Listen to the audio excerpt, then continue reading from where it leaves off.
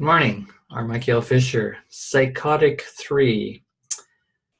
Psychotic or near psychotic experiencing, NPE, is something I'm very interested in lately as a framing or an umbrella for a whole number of mixed and complex notions. In a sense, I'm talking about mental health issues, the word psychosis or psychotic event or moment.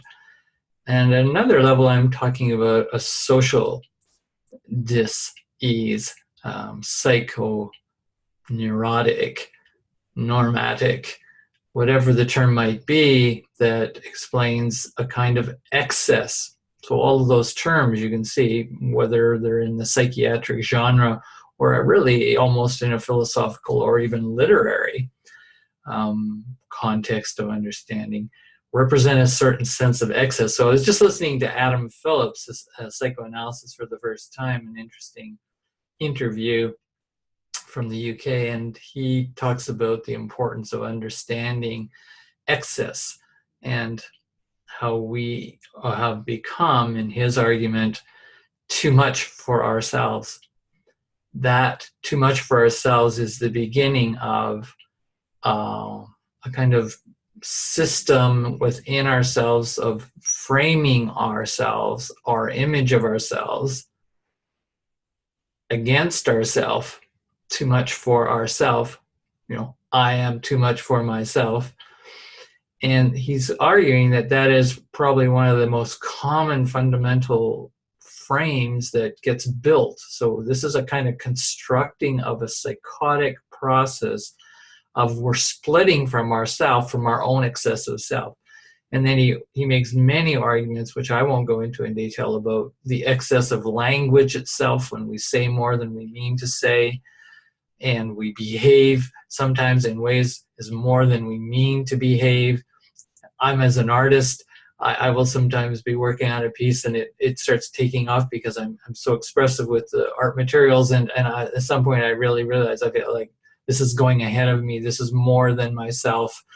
And I'll even finish the art piece and say, well, where did that come from? That's like more than me. That's more than myself, whether I like it or not. And that can be both. So it's kind of almost like an awing and almost embarrassing moment to come to play with this notion. And in practices like art, expressive art therapy, that I use a lot, or even journaling, all of a sudden I'm like 12 pages of journaling in the last 2 hours, and I've been sitting in this chair and going, well, where'd time go? Well, because I'm in some sense excessive, and I'm above and way out and beyond, and somewhat split in a very subtle light trance, almost to the point of dissociating from reality. And so the psychotic, as I've said before, I don't want to overly clinicalize and problematize and put within a disorder and within the disease paradigm of the biomedical model and so on. We'll explore that in this psychotic series of videos. As I say, this is psychotic number 3. Other videos I'll put in links below. So what I'm talking about today is kind of constructing this micro, not a macro panic like the last video I did on Psychotic 2, but a micro panic, and how that gets constructed in this very subtle way. And I would argue that near psychotic experiencing of becoming too much for ourselves will push on and bring about depression, schizophrenia, breakdowns. And obviously the whole reason I'm talking about the near psychotic experiencing and this whole field of dynamics that bring us to experiencing this more and more in a, quote, normal everyday sense. Psychotic should not be seen as something so abnormal anymore. And I'm not the only one saying that. That really it's attuning. We're actually using the psychotic process to actually attune to and recalibrate, in some sense, our orientation to ourself, our excesses, and ultimately the excesses, as Adam Phillips, as Christopher Bollas, these psychoanalysts I've been listening to and studying for years, off and on with Christopher Bollas, that there's this impingement of life is too much for itself in the current human cultural mediated virtual reality digital world manifestation of massive amounts of inputs and data coming at us at way too enormous rate, expecting us, and we become expecting of ourselves, our parents become expecting of us, our educators and teachers become expecting of us, our ministers of the church or whatever kind of belief system you're from, also become expecting of ourselves that we should be able to handle this. Well, okay, maybe you can handle it better if you have God with you.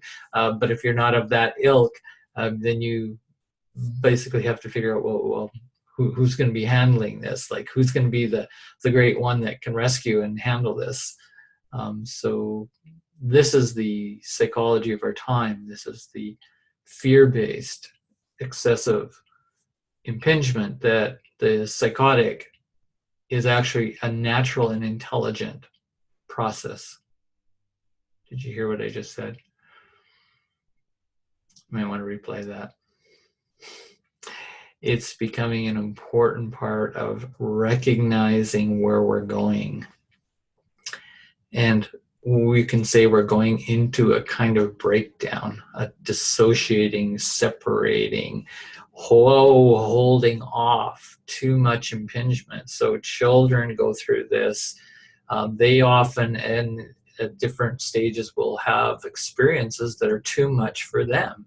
And that includes things like nightmares, especially when they're repetitive, especially when they can start to hallucinate for the first time. And as Christopher Bollas, the psychoanalyst, says, is that, you know, his clinical experience for over 50 years doing psychoanalysis is that children, you know, below 4 or 5, they will talk about these experiences readily with parents and other caregivers. And by the time the child's 6 and onward to 9, he says they don't talk about those experiences. They're having them. They're having these out of body, out of mind, breaking down of normal perceptual reality experiences, near psychotic experiences then. And they attack those experiences, or like a painful mind attack.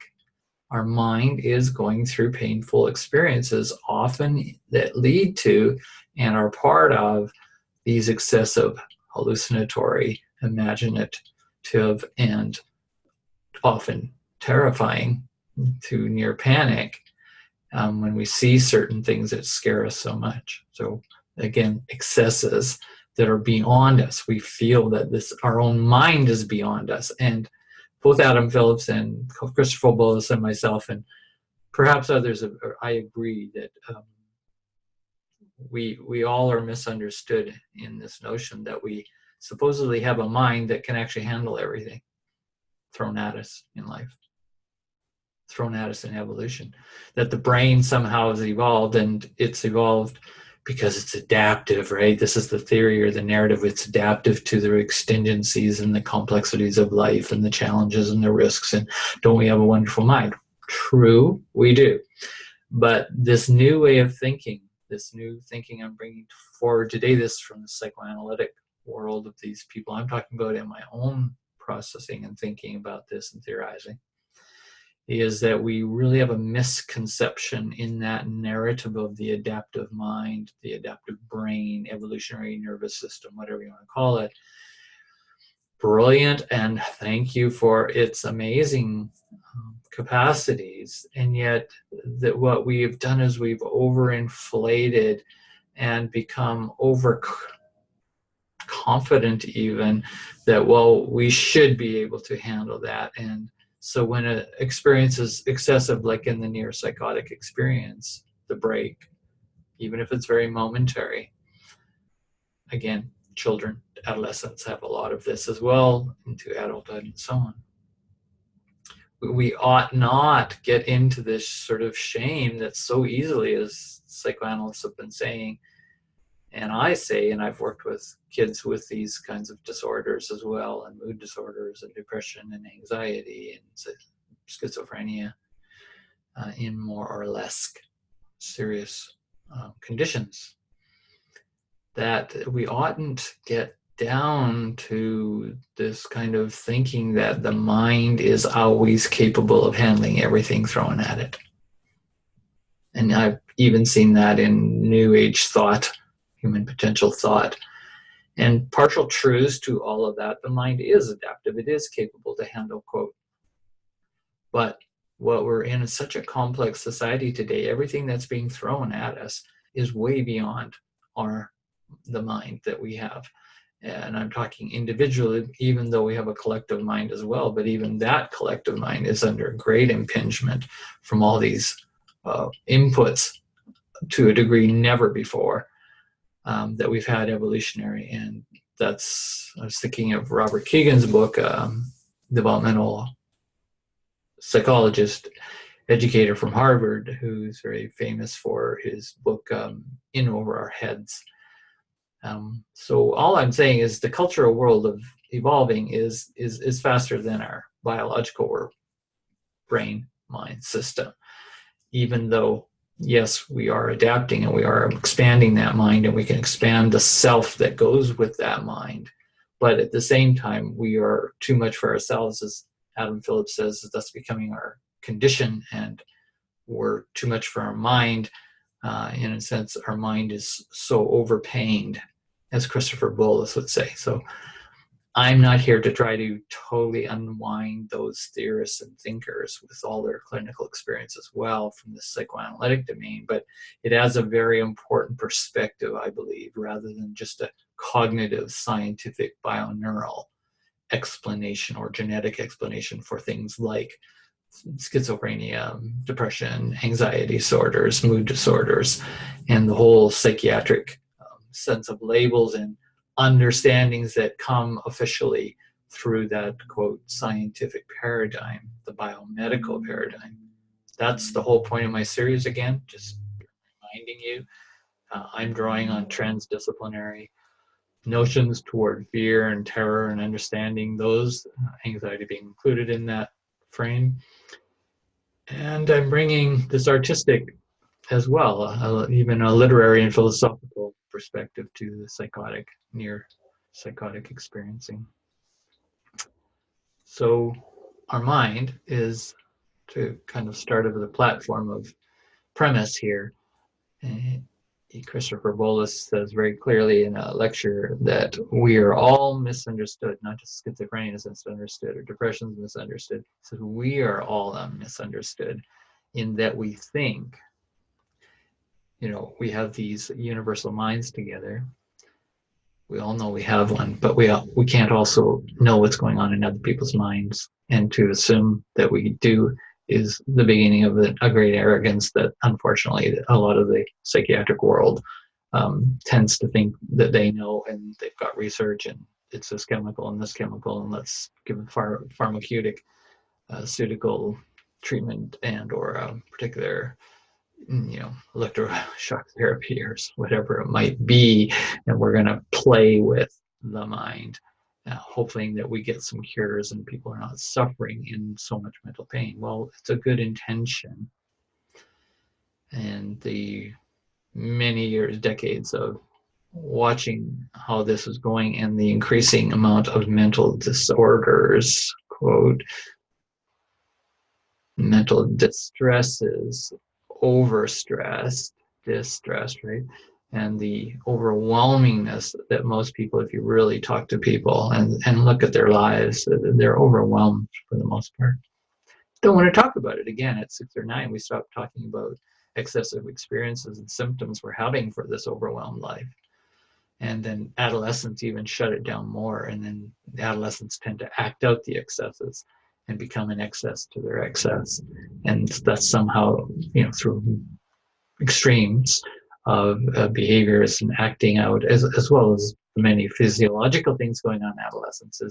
That's why they're so dramatic. There's so much drama going on, and they're kind of the great, mirror for us, certainly as adults watching, and a mirror even for children watching, that, wow, that adolescent time is pretty wild, excessive. But as Adam Phillips says, it's why we call things excessive. Even these horrible, perhaps shadow violent excesses like terrorism and so on, is because we don't want to see the excess. We are afraid of it, just like Christopher Bollas says, the real problem with schizophrenia and psychotic experiences is how people react in so much fear, including doctors and nurses and others.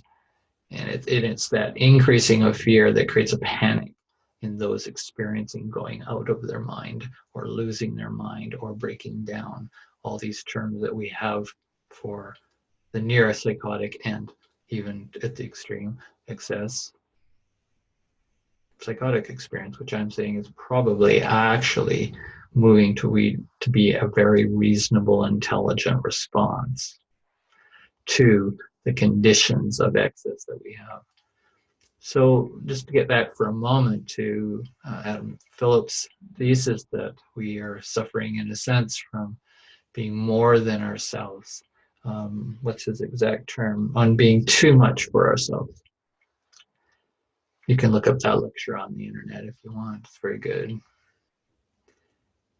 Being too much for ourselves, he says, ultimately, if you trace that back, it comes to earlier experiences. This is typical of the psychoanalytic and what I would call a fear analysis approach, moving back to when did that deep fear pattern get set in, or a certain sense of panic that I'm too much, not just for myself, but that's true.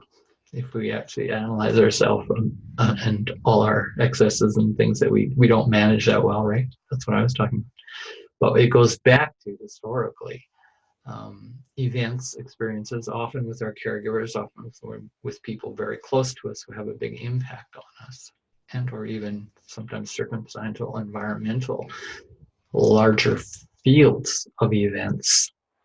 Could be like a mass shooting and mass trauma, whatever it might be, that we come to absorb, even unconsciously, a kind of excess in the world that's too much for people, and we see people breaking down and grieving. And as a child, we see our own self being overwhelmed with intense feelings that go with childhood, which again are very natural and inevitable.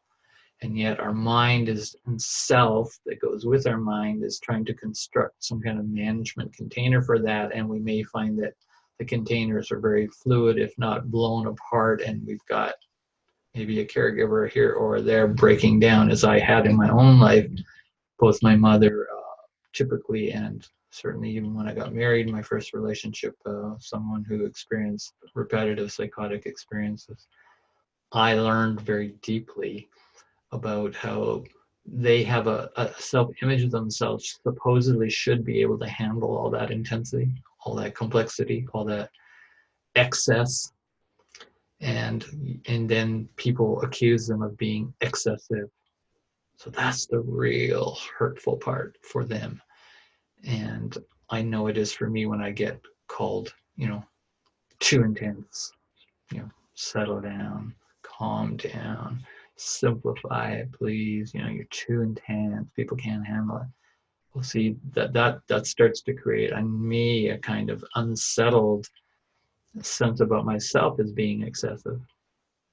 And then I can go back to realize that, as again Adam Phillips says, when we learn this, that we're too much for ourselves, even if we didn't have those words to describe our experience growing up, we were too much for our parents, and especially when we hit adolescence. But again, could even be in childhood with the great demands that children do put on family and on parents and caregivers because of this excessive world of so much going on. And it's not bad or good that there's so much excess. It's just that then it gets managed and or named and labeled as you're too much. That's correct. You don't need to show that much emotion, right? We get told. And so we begin to learn this, internalize we're too much for our parents, for example. We're too much for the school teacher. We're too much for, and of course, often that came with being punished for being, quote, excessive. And that just leads to a whole set of phenomenon of us starting to split off from ourselves, and all those great needs and desires that are within us that make us up in real. Then we start to live in this more false image of, well, I guess I shouldn't be so excessive. And then, of course, at some level, you're not yourself in trying to be that persona of social acceptance or parental acceptance or acceptance in school systems and institutions of the norm. It's quite oppressive and suppressive, those that we feel, split, and then we'll burst out, and we may burst out and act out in, going to have a big drinking, drugging, whatever sex kind of transgression of quote normal behaviors. So we'll have some kind of excessive risking behaviors, and or our mind in more subtle ways will take those risks, the same explosive risks, out of that split that's gone on in the self and even gone on in the mind. And the mind will start to produce those same risks interiorly, just like in adolescent risking excessively. And those mind risks, if you will, become part of trying to re-regulate and reconnect and integrate us, but often are not successful and can lead to these great disturbances of mind through a mental pain of being disconnected and feeling inadequate and feeling even helpless. Our mind is actually feeling helpless to the complexity of the world, called overwhelm. Okay, well, I think that's what I wanted to cover today. I'm starting to lose my voice a little bit this morning. Need to get some breakfast in, and I wanted to just share that